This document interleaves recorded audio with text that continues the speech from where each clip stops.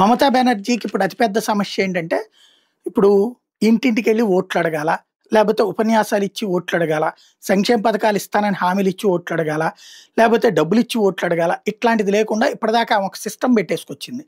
ఒక 10,000 ఓట్లున్నారంటే, అందులో 4,000 మంది ఎవరైతే బంగ్లాదేశోళ్ళు వీళ్ళుంటారు. ఆ 4,000 మంది వ్యవహారం ఆవిడ ఆ పెద్దతో మాట్లాడుతది. ఓట్లు ఆళ్ళకి పడిపోతాయి.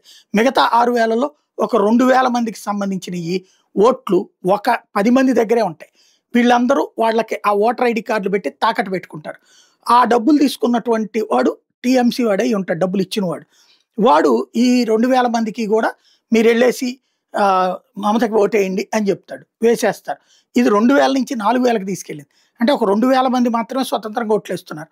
మిగతా 8,000 మంది గూడా ఈ విధంగానే ఇస్తున్నారు. అందుకని ఆమెకి ఎప్పటికప్పుడు సీట్లు పెరుగుతా ఉన్నాయి. ఇప్పుడు ఎస్ఐఆర్ సరిపెట్టాక కొత్త ఐడీ కార్డ్స్ ఇస్తారు. కొత్తగా లెక్క తీస్తారు.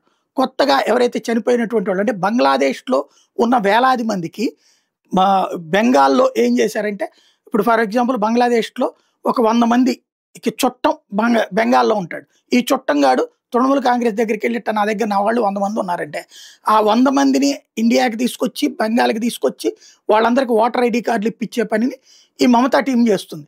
ఈ 100 మంది హెడ్ ఎవడైతే ఉంటాడో ఆడికి 5,000, 10,000 నెలకి జీతం వచ్చేటటువంటి ఏదో పోస్ట్ ఏస్తదనమాట. వాళ్ళు ఇక్కడికొచ్చి ఆ టైంకి ఎలక్షన్‌లో ఓట్లేపిచ్చాలి. ఇట్లాంటియన్నీ ఇప్పుడు పోబోతున్నాయి. అదే మమతా బెనర్జీకి అతి పెద్ద సమస్య.